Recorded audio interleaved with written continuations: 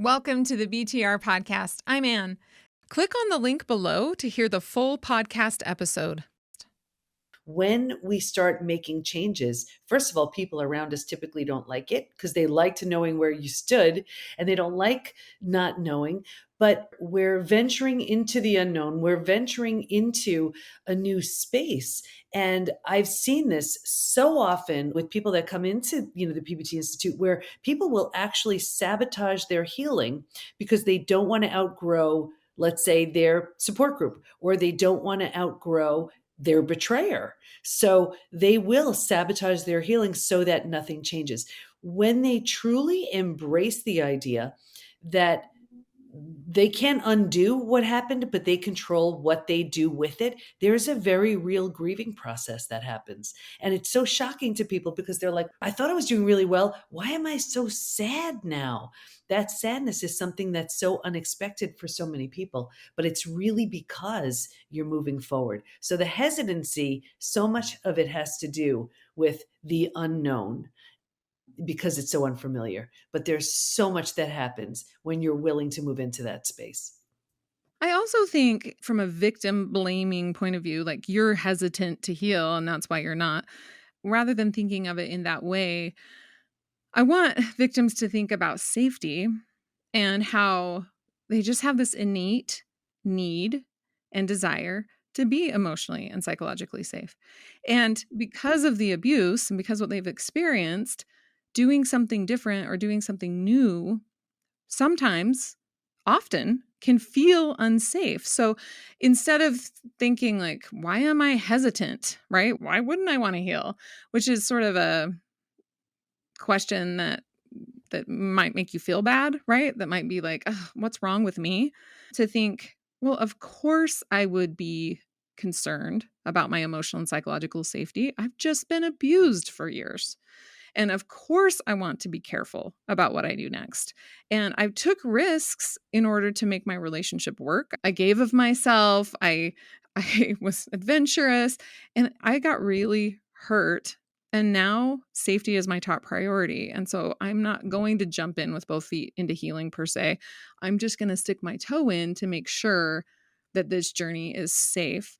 As we think about that and we reframe that, how can we help victims understand that it's a journey to healing, not necessarily a risky proposition where they may be injured again? And, you might be injured again, right? So there's no guarantees. But how can we reframe that so that they realize that perhaps their hesitancy is coming from a place of just the desire to be safe? Yeah, I mean, think about it. Everything we do is to be safe. That's so often our intention. We've been through so much. We don't want to take a risk of being hurt again. This is one of the reasons why typically we will keep people at bay, after we've been betrayed. Our hearts were so broken. We don't want to take the risk of that level of vulnerability and being hurt again. So much of what we're doing is to be safe. What I would really invite everybody to consider is when something is a little bit different, your body is so much more perceptive than your mind. So, what's your body telling you about it? Does it feel open and expansive and sort of freeing, or tight and closed? Like, for example, when we teach people how to rebuild trust, we go with some of the most basic feelings, so you know and learn and remember what trust could feel like. For example, if you see two babies giggling or your dog wagging his or her tail, whatever that is for you, what does that feel like? And maybe that feeling for you represents trust. And then on the other hand, what does a lack of trust feel like? What does abuse feel like? How does your body register that? And sort of lock both of those feelings in. And yes, those feelings may be a bit extreme, but as you are moving through your day with the things you are doing, check in. And which feeling, as you're doing something, the dipping your toe in, that feeling, which feeling does it feel closer to?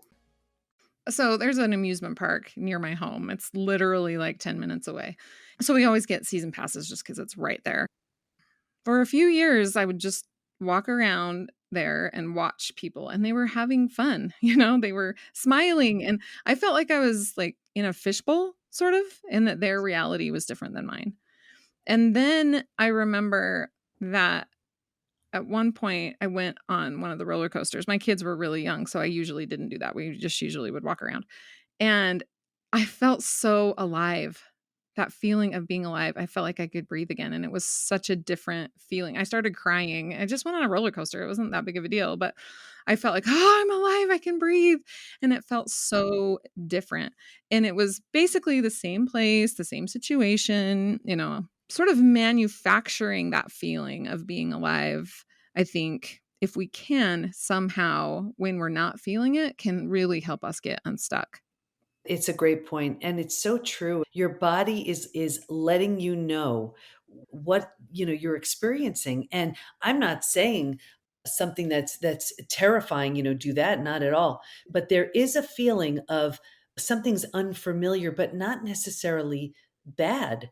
Maybe on the other end of that experience is just this whole new insight where you that you didn't know you had, or this new level of confidence, or you see a new side to yourself.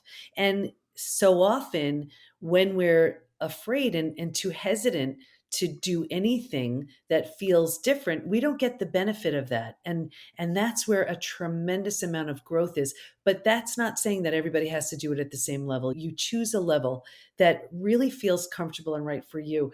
And even if it's the most incremental changes, 1 degree at a time, you're only moving in one of two directions, further or closer to everything you want. So if you do no more than just check in as you do that thing, say that thing, wear that outfit, eat that food, whatever it is, which direction is it bringing you towards that feeling of being more, open, expansive, free, happy, or closer to that feeling of tight, constricted, and something doesn't feel right?